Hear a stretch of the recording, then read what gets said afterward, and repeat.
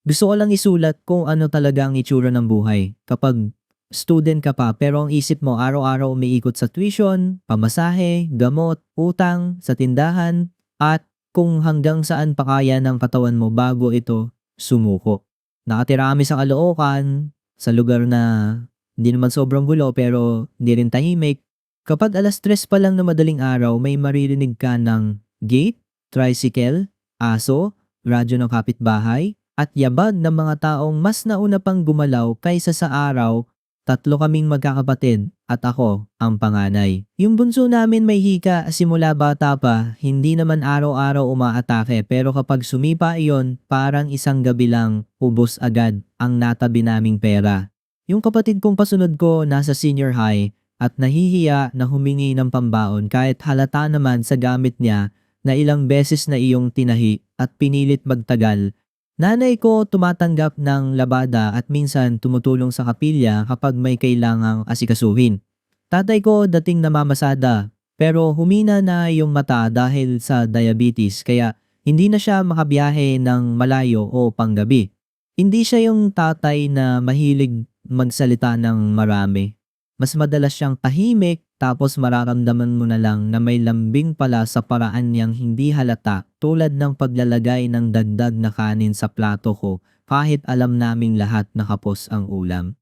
Nag-aaral ako sa Maynila at education ang course ko dahil bata pa lang gusto ko na talagang maging teacher. Hindi yon dahil gusto ko ng magagandang speech o gusto kong magmukhang inspiring. Gusto ko lang yung idea na may batang matutulungan kang umayos ang basa, gumanda ang sulat, o kahit gumaan ng konti ang tingin sa sarili dahil may teacher na naniwala sa kanya. No first year ako, akala ko kakayanin pa sa tulong-tulong. May kaunti pang ipon si nanay noon, may natitira pa sa pasada ni tatay, at hindi pa ganon kabigat ang gasto sa gamot ng bunso. Tapos sunod-sunod na dumating yung mga bayarin na hindi mo naman pwede kausapin para umatras ng konti. Kuryente, matrikula, project, check-up, pamasahe, photocopy, pagkain. Doon na pumasok yung trabaho ko sa maliit na bakery sa Quiapo.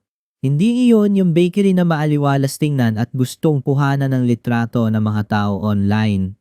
Maliit lang siya, laging mainit, laging may harina sa sahig, at laging may tray na nauubos bago mo pa maibaba ng maayos. Pumasok ako roon dahil may kakilala ang dati naming kapitbahay sa may-ari. Sabi sa akin noon, pang-umaga lang daw at baka kayanin kong isabay sa klase. Ang pang-umaga pala nila ay 4:00 hanggang 8:00 o minsan 9:00. Depende sa dami ng order at sa dami ng hindi sumisipot. Hindi lang ako basta nagtitinda. Nagtatali ako ng plastik ng pandesal, nagsasali ng barya sa kaha, nagbubuhat ng kahon ng tinapay, nagwawalis ng harina na kumakapit sa tsinelas, naglilinis ng tray na may tutong na mantikilya, at sumasagot sa mga customer na nagmamadali papuntang trabaho na parabang kasalanan ko kung mainit pa ang tinapay at hindi pa mahawakan agad. 2:30 pa lang gising na ako, hindi dahil buo ang tulog ko kundi dahil takot akong mahuli. Kapag nahuli ka sa bakery, ibang tao ang sasalo sa pwesto mo at ramdam mo agad na parang bawat minuto mo may katumbas na hiya.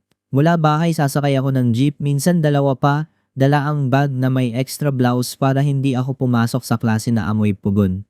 Kahit magpalit ako, kumakapit pa rin yung amoy ng butter at yeast sa buhok, balat, notebook at pakiramdam ko pati sa hininga ko. May mga araw na nakaupo ako sa classroom sa sampalok habang nagtuturo ang prof tungkol sa child development o lesson planning. Tapos ang iniisip ko kung naisara ko ba ng maayos yung freezer sa bakery o kung nabilang ko ba ng tama yung sukle nung rush. Noong una, hindi ko sinasabi sa mga kaklase ko na nagtatrabaho ako, hindi dahil nahihiya ako sa trabaho, kundi dahil nakakapagod ng paliwanag. Kapag sinabi mong working student ka, may mga taong titingin sa'yo na parang bibigyan ka ng medal pero hanggang tingin lang naman at wala kang aasahan kapag kailangan mo ng tulong. Meron ding iisipin agad na dapat lagi kang late, mahina o may kulang. Ayoko ng ganung tingin. Kaya kapag may nagtatanong kung bakit maaga raw akong gising lagi, tumatango na lang ako. Kapag may nagtanong kung bakit may paso ang kamay ko, sinasabi ko na lang na napaso sa plansa. Hindi ko na kinukuwento na galing iyon sa tray ng ensaymada na kinuha ko ng nagmamadali habang mahaba ang pila at gusto ko lang matapos ang umaga ng hindi napapagalitan. Ang pinakamabigat sa sitwasyon ko hindi lang yung antok kundi yung pakiramdam na lagi akong may tinatakpan. Itinatago ko sa pamilya ko kung gaano kabigat sa school. Itinatago ko sa school kung gaano kakapal ang problema sa bahay. Itinatago ko rin sa sarili ko na may mga gabing naiinggit ako sa mga klasikong may space para mabwisit sa maliliit na bagay. Kasi para sa akin, malaking ginhawa na yung may buhay kang hindi araw-araw nasa survival mode. Minsan nasa library ako at naririnig ko silang nag-uusap kung saan kakain pagkatapos ng klase o kung anong plano sa sem break.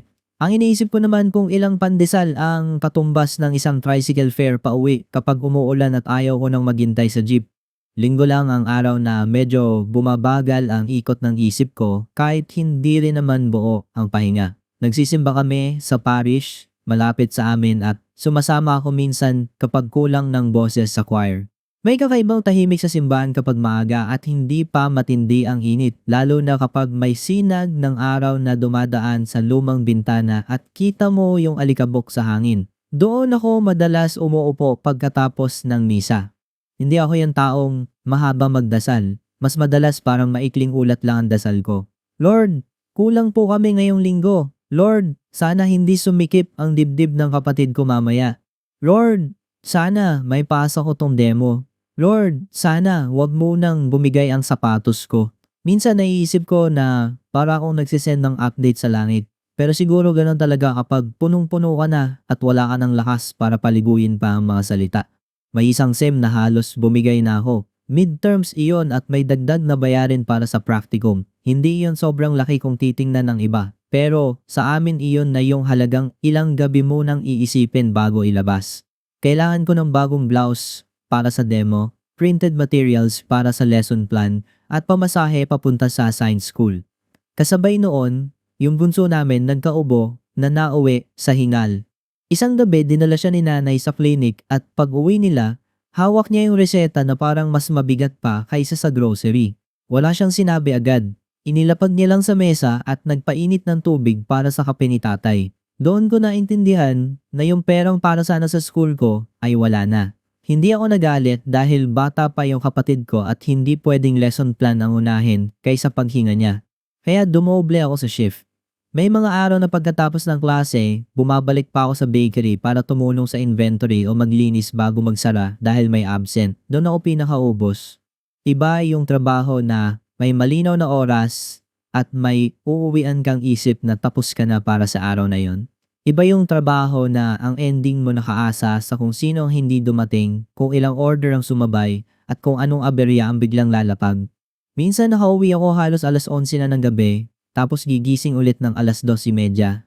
May isang beses na nakatulog ako sa jeep at nagising na nasa dulo na pala ako ng ruta. Naglakad ako pabalik na umiiyak, hindi dahil sa layo kundi dahil pakiramdam ko may parte ng sarili ko na nalalaglag na habang tumatagal. Parang hindi na ako buong tao kundi katawan na ipinapasa ng oras sa trabaho, biyahe, klase at bahay. Sa school, doon na rin nagsimulang mapansin ng iba na may mali. Hindi naman ako top student pero hindi rin ako basta naiiwan. Bigla akong nawawalan ng points sa recitation dahil wala akong boses. May mga tanong na alam ko naman ang sagot pero natatagalan akong humabol dahil nauuna ang bigat ng katawan bago gumana ng maayos ang utak. May isang prof na nagtanong sa akin after class kung may problema raw ba ako sa bahay. Gusto kong sabihin na oo at hindi ito maayos ng consultation hour o isang encouraging line pero ngumiti lang ako at sinabi kong loaded lang po ang schedule. Paglabas ko ng room, dumiretso ako sa CR at umupo sa saradong cubicle. Hindi ako umiiyak dahil sa grade. Umiiyak ako dahil kailangan ko na naman magmukhang maayos sa susunod na subject kahit parang gusto ko nang humiga sa sahig at magpahinga kahit isang araw. Noong sem break may one-day trip ang church group sa Antipolo. Hindi naman iyon magarbo, pahinga lang na may halong dasal, kwentuhan, pack lunch at konting lakad. Pinilit ako ni nanay sumama dahil matagal na raw akong hindi lumalabas ng hindi papasok o magtatrabaho. Sumama ako para sumaya siya. Habang nasa biyahe, nagkukwentuhan yung iba tungkol sa anak, trabaho, at presyo ng bilihin habang ako nakatingin lang sa bintana. Pagdating namin doon, magaan ang hangin at hindi kasing bigat ng init sa Maynila. Dapat yata gumaan din ang pakiramdam ko, pero ang totoo, naiilang ako. Parang nakalimutan ko kung paano mag-enjoy nang walang iniisip na kapalit. Habang kumakain ng lahat, chinecheck ko pa rin kung may message ba mula sa bakery at kung ilang araw na lang bago ang due date ng balance ko sa school. Doon ko unang naisip na hindi lang oras ang nawawala sa akin. Pati yung kakayahang huminga ng walang kasunod na kaba, paunti-unti na ring nauubos. Pagbalik ng klase, practicum na ang laman ng isip ko. Kailangan naming mag-demo sa harap ng supervising teacher at ng mga bata.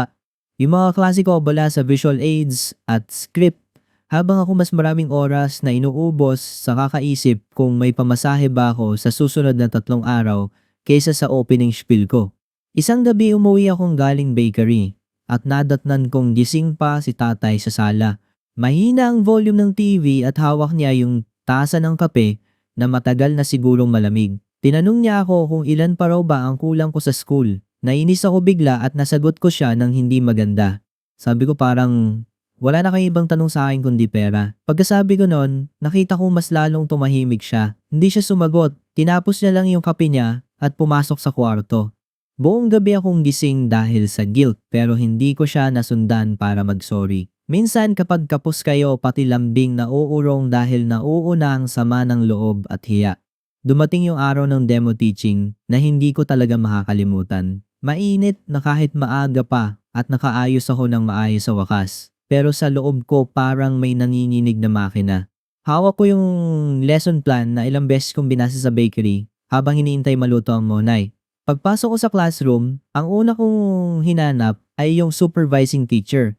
Ang nakita ko sa pinakadulo malapit sa bintana si tatay. Naka-checkered polo siya na bihira niyang isuot. Hawak ang helmet sa kandungan at halatang naiilang sa loob ng school. Hindi ko alam kung paano siya nakarating doon o bakit hindi niya sinabi sa akin na pupunta siya. Nagkatinginan kami at ngumiti siya ng alanganin, parang nahihiya pero gusto ring sabihing nandito ako. Hindi naman biglang gumaan ang lahat dahil nakita ko siya roon. Nanginginig pa rin ang kamay ko habang nagsusulat sa board at nagkamali pa nga ako sa unang instruction kaya kinailangan kong ulitin.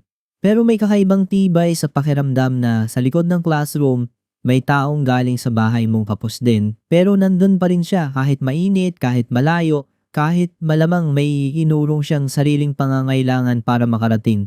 Pagkatapos ng demo, hindi siya lumapit agad. Inintay niya muna akong matapos sa evaluation. Paglabas ko, sabi lang niya na malinaw daw ang boses ko kanina. Tapos inabot niya sa akin ang maliit na sobre na may laman na kulubot na bills. Hindi yun sapat para bayaran lahat pero halatang pinagsikapan. Nalaman ko rin kay nanay ng gabing iyon na si tatay pala ang minsang gumigising para tingnan kung narinig ko ang alarm ko at siya rin pala yung nagiiwan ng barya sa ibabaw ng ref kapag alam niyang kulang ang pamasahe ko. Akala ko wala siyang pakialam dahil puro tanong siya tungkol sa gastos at puro katahimikan ang sagot niya sa mga hinaing ko. Mali pala ako. Hindi lang niya alam kung paano gawing malambing ang tulong niya. Hindi pa rin naging madali ang mga sumunod na buwan. Bumalik pa rin ako sa bakery kinabukasan at ganoon pa rin ang init, amoy ng pugon at sakit ng likod kapag matagal kang nakayuko sa tray. May mga gabing gusto ko pa rin ihagis ang lesson plan ko at itulog ang buong araw. Pero may nabago sa akin pagkatapos ng demo na iyon. Tumigil akong ikahiya na kailangan kong magtrabaho habang nag-aaral. Tumigil akong isipin na dumi sa pangarap ko ang magbilang ng sukli, magwalis ng harina, at magbuhat ng tray bago pumasok sa classroom. May isang batang regular customer pa nga sa bakery na minsang nagtanong kung teacher daw ba ako dahil lagi raw akong may hawak na papel. Ang liit na bagay pero buong araw ko iyong dala. Sa mata niya, hindi ako tindera lang o ate na amoy tinapay at puyat. Mukha raw akong teacher. Minsan maliit lang talaga ang dahilan kung bakit hindi ka bumibitaw. Hanggang ngayon working student pa rin ako at hindi ko masasabi na maayos na kami. May mga buwan na medyo nakakabawi at may mga linggo na parang sabay-sabay ang singil ng buhay. Kapag linggo at katabi ko ang pamilya ko sa misa, naiisip ko kung gaano karami ang hindi nakikita ng ibang tao kapag tumitingin sila sa isang tahimik na estudyante sa likod ng room. Hindi nila nakikita yung gising sa madaling araw, yung notebook na may mantsa ng mantikilya, yung barya na paulit-ulit binibilang sa bulsa, yung ngiting pinipilit sa customer kahit lupaypay ka na, at yung guilt kapag gusto mong unahin ang sarili mo kahit minsan lang. Hindi rin nila nakikita na may maliliit na saya pa rin sa gitna ng lahat. Tulad ng bagong plansang uniform, tahimik na simbahan sa umaga, mainit na pandesal na naiuuwi mo, at tatay mong hindi madaldal pero marunong dumating. Siguro kaya ako ito ay sinulat dahil may mga gabi talagang napapaisip ako kung worth it pa ba. Hindi ko rin naman laging alam ang sagot. Pero habang tumatagal, naiintindihan ko na hindi pala laging malaki at malinaw ang panalo sa buhay na ganito. Minsan ang panalo ay nakaabot ka sa first subject nang hindi ka nahilo sa biyahe. Minsan ang panalo ay may naiuwing 2 pirasong tinapay at natuwa na ang bahay. Minsan ang panalo ay hindi mo tinuloy ang balak mong mag-drop dahil may isang umagang nakita mo ang tatay mong nakaupo sa likod ng classroom at biglang naalala mo kung bakit ka nagsimula. Ngayong sinusulat ko to, nakasampay pa yung blouse ko para bukas at nasa mesa yung lesson plan ko para sa susunod na demo. Sa kusina, may tinapay na inuwi ko mula sa bakery at may reseta ng bunso na kailangang ma-refill sa susunod na linggo. Sa sala, naririnig ko yung mahinang ubo ni tatay at yung tunog ng electric fan na parang lumang makinang ayaw tumigil. Ito pa rin ang buhay ko. Hindi siya malinis at wala rin siyang magandang ending na may pagmamalaki ko rito. Pero totoo siya at minsan kapag mabigat na ang lahat, yung totoo muna ang pinakailangan ko. The end. Thank you for watching this video. Don't forget to come back tomorrow for more stories. Once again, I'm Lechon and I'll see you next time.